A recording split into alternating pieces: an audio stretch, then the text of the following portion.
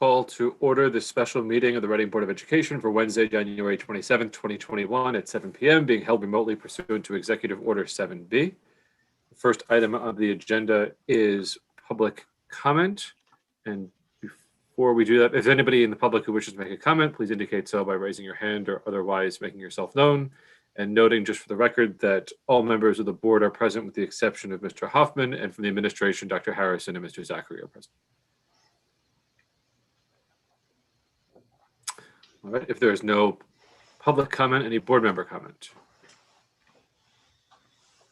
I'll say something. Okay.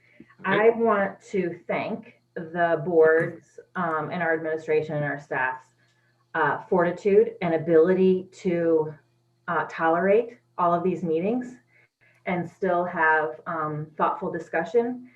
I had the thought today about what our families are sacrificing because we're in these meetings all the time. Same with any person from the public that's attending all of these meetings. You know, their families are sacrificing in a way too. And so I just want to put a shout out there to everyone and some words of gratitude around that, because this is grueling. Thank you, Colleen. Any other board member comment? If there is none, item 4A on the agenda is John Reed Middle School hiring community profile to be presented by JE Consulting. So I'll introduce Dr. Arvardi, our search consultant, for that presentation. Chris, thank you. Thank you so much. And thank you to the board for, once again, a special meeting. But before I start, I just want to say hello to your new business director, who I knew as Buddy Zachary 40 years ago, who was an extraordinary scholar athlete in Manchester, Connecticut. And it was really terrific to say hello to him again a week or so ago. And Clarence, congratulations on your new role with the Reading Board and ER9 with Dr. Harrison. Chris, what I'd like to do, if this works for you on the board, I'm probably going to need about 5 to 7 minutes of sharing the executive summary. And then I'd like to post the executive summary through Dr. Harrison's office tomorrow online so everyone can see it and can read it. And then I'd like to also share a brief recap of what the applicant pool looks like as we move in to the next stage of the hiring of the John Reed Middle School principal. So with that said, we launched applications December 14th and closed applications January 22nd. As your community knows, we engaged in conversation well over a year ago. And because of the recognized strong interim principal leadership that you had, we delayed this process for a year. Thus the 12/14 to the 1/22 applicant opportunity. During that window of time, I held numerous meetings with central office, with JRMS faculty and staff. We engaged the community in 2 forums. And I think what was most impressive about the Reading stakeholders, one is their ability to give time, very similar to what Colleen just spoke to. The number of phone calls that I received just to share an opinion, I thought was spectacular.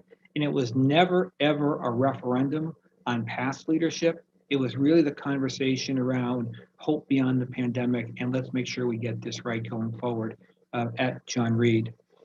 So that was really impressive. In summary, it's my best guess that there were approximately 225 voices that went into this executive summary.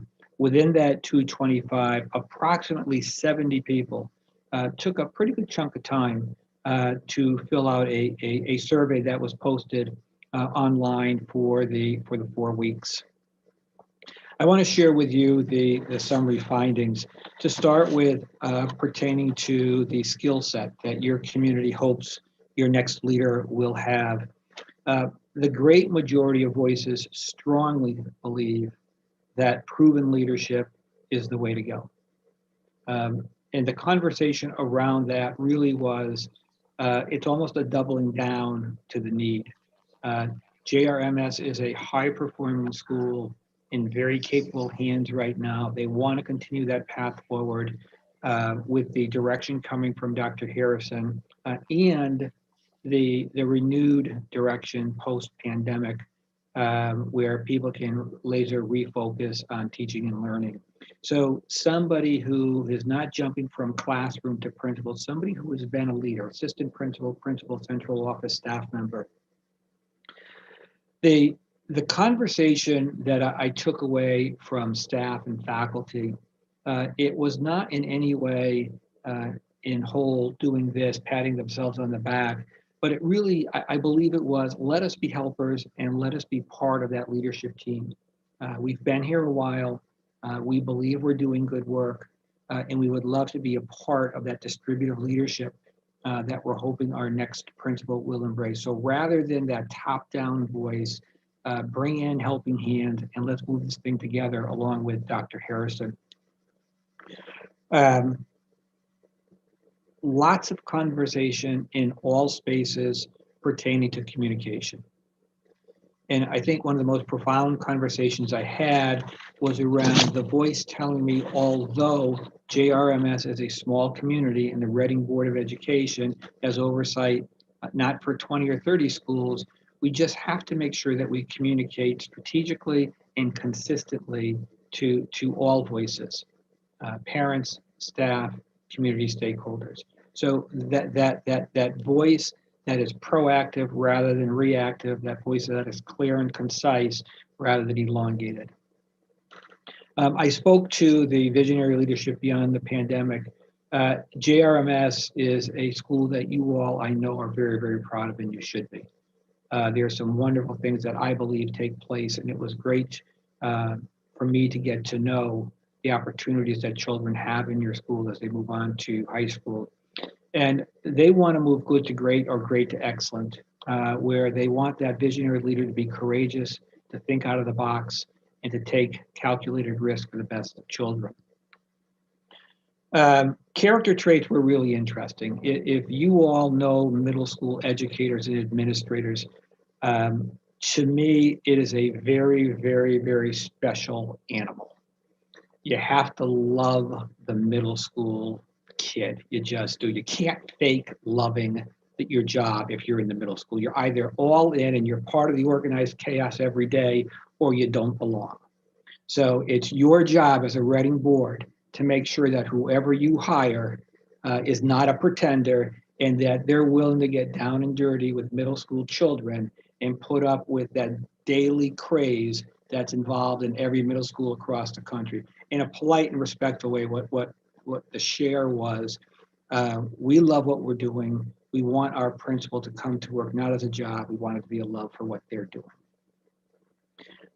Talked a lot about strength and consistency, and talked a lot about that personal credo of being strong enough to say no when you need to say no, being strong enough to say yes when it's hard to say yes, but most importantly, always doing what's right and never ever moving away from best practice.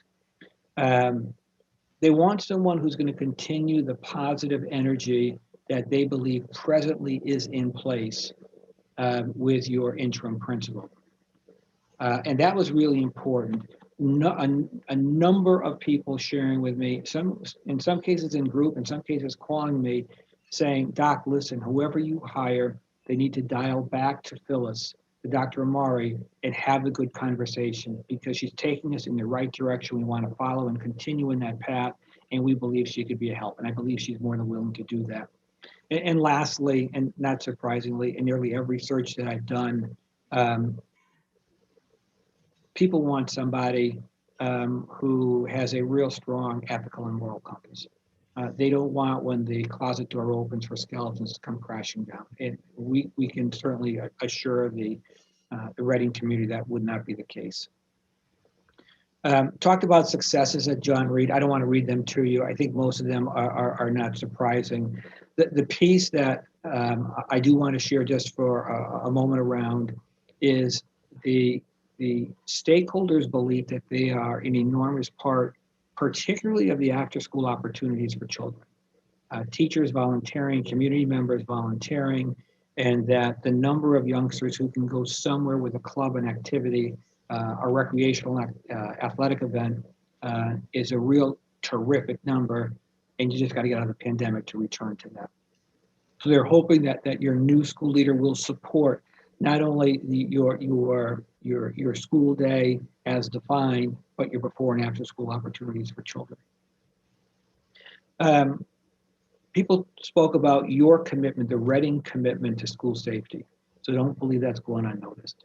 They recognize that it's hard work. They recognize it's a heavy lift, and they recognize there's dollars you invested. And they just want to make sure that continues going forward. But they're proud of that they believe that teachers teach and students learn in a safe and nurturing environment. The challenges don't surprise you. It's all about the pandemic. It's just really all about the pandemic. The present workload, just because folks are trying to do everything humanly possible to engage children. The difficulty of a hybrid platform, which is not unique to Reading, it's across the state and across the country. And most importantly, I think, is the need to continue to fund programming for all students. Lastly, what I want to share in regards to the summary are other threads that I felt were noteworthy because of the number of times that they came to me. I talked about the new principal recognizing the middle school philosophy. I think the third bullet is a really important piece, the parent partnership, that parents really want to engage, and they want to feel that they're a part of the solution, not part of the problem.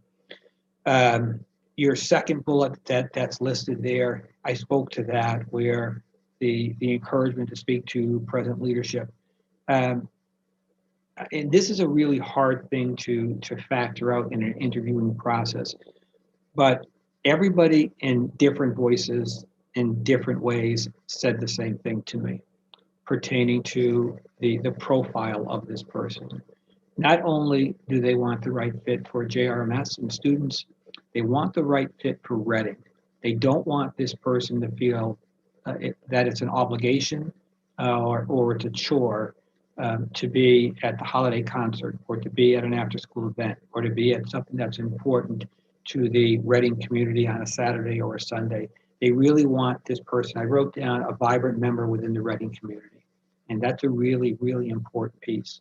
They recognize that you don't have to live in Reading to be that person, but they also recognize that if you're 75 miles away, it's a lot harder to be that person.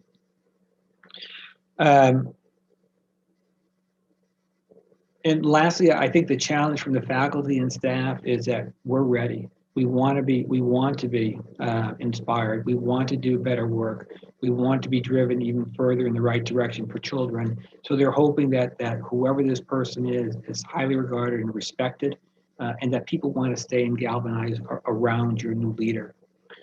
Lastly, I want to share with you what this all transcended to. There were 42 applications, which is a big number. Of the 42 applications, there were 30 completed applicants. For the community that is interested, the process really will be rigorous, and I think will be absolute best practice. There will be 4 different layers prior to the naming of the new JRMS principal.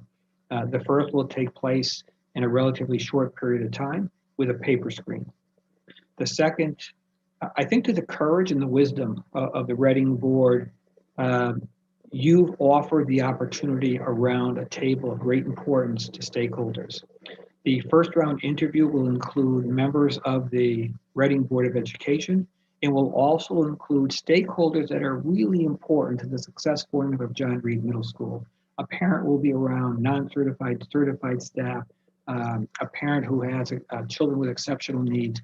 So you've really done, I think, a terrific job making sure that those first round interviews go well.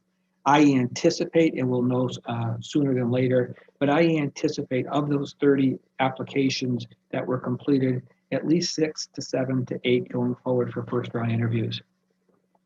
From that point, after first round interviews, the committee will recommend to Dr. Harrison, most likely 2 or 3 or 4, depending, most likely 3 or 4, depending on the conversations that take place in round 1. The third round of this process is Dr. Harrison with selected central office and cabinet members. He will sit and have the opportunity to speak individually with those that are sent forward. And lastly, on February 16th, which is a Tuesday, the Reading Board of Education for the final round will meet with no less than 2 and perhaps 3 finalists. During that entire process, deep background checks are done on all candidates that are advancing, and the Board of Education really should be in a position late February, mid to late February, to name their new John Reed Middle School principal. So in summary, the profile will be online through Dr. Harrison's work tomorrow morning. I've tried to share with you a quick snapshot of the application pool, which represents, I believe, 4 different states. And I'd be more than willing to answer any and all questions that you may have at this time. Thank you, Joe. That's very helpful. There are questions or comments from the board? Chris? Yeah, Dr. Arardi, you had initially indicated that we might even have more than the 30 applicants or 40, whatever.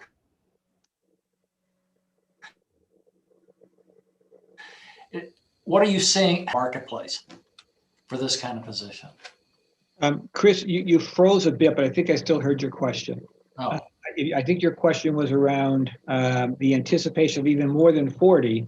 Well, yeah, and how this number fits with the marketplace in general. So it sounds like the stock market. It's really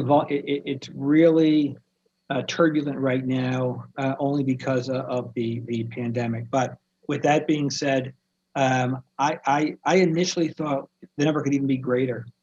But what I didn't say, and I probably should have, was that the substance within your applicant pool, I believe, is really, really sound. You have very, very strong applicants that raised their hand for John Reed Middle School. This is a number that's been consistent lately going forward. And I think that this number here, and I don't want to go into great detail, but in some cases, administrators are intimidated by John Reed Middle School. And I don't know if that's a good or a bad thing, but there's an intimidation. When you bring your A game forward, it better be an A+ game if you're going into high performing districts in a high performing school. So I think that we may have lost a handful of candidates who just didn't want to take the risk, but those that chose to complete their application are bright, they're confident, and they really want to be your next principal. It's a great question. I don't have a great answer other than I believe that at least where we are right now, 40 is a terrific number. It just is. And you only need 1. And 30 complete is a very, very deep pool. We'll be fine. And the only belief that I have that could have even grew the number greater was, I think, that intimidation. And people that called me, and the number of folks that I spoke to, that was a conversation. You know, how do you make something that at least from the outside looking in, move even stronger in that direction? I appreciate the question. Thank you. A question. When you said that people were looking for someone who is like a proven leader, are they looking for someone who has been a principal already? Or what does that mean? Yeah, Heather, I asked that question, and actually I asked it twice privately because of the conversation I had. And the answer is no. What folks are looking for is someone who has demonstrated leadership ability. So whether it was as a building level principal, an assistant principal, a central office, a K-12 director, and I think most importantly to that voice who's saying this, it is what was the climate and culture behind that voice and how that person led. because JRMS really wants, my belief, is to fill that building with positive energy, starting from the top down.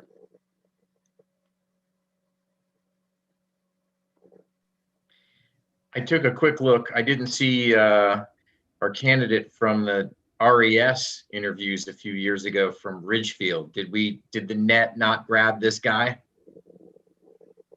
I wouldn't comment on it, on applicants specifically in public session, but Oh, sorry. Yeah, you're right. Okay. Hopefully that was general enough. Well, Mike, I didn't know where you were going, so I think it was general enough, and I'm the consultant. Heather knows where I was going.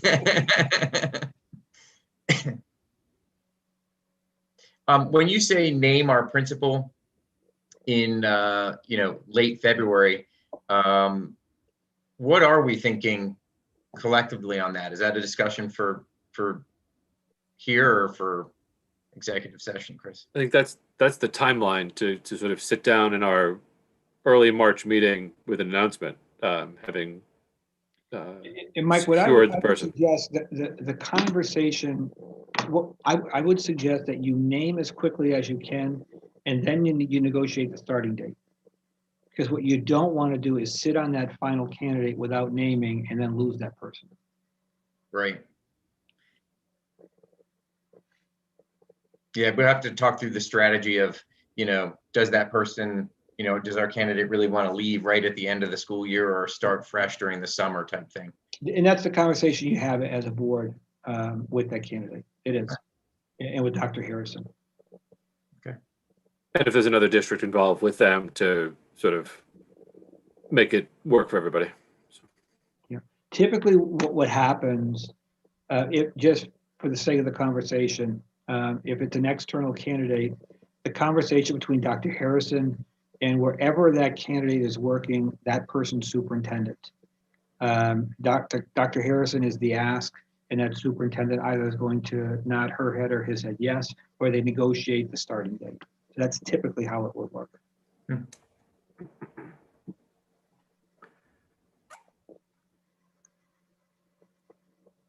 Any other questions or comments on the profile or the process? Okay. If there are not, thank you, Dr. Arardi. This is helpful context for what the community is concerned about, and I think it helps everybody involved in the process understand where the community is at with respect to what's important. So that resolves item 4 on the agenda, which brings us to public comment. Any members of the public who wish to comment, please raise your hand in the participants window or otherwise make yourself known.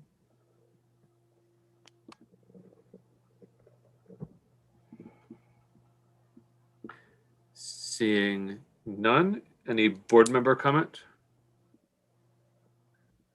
I feel like it's always me. It's Colleen again. I want to thank Joe.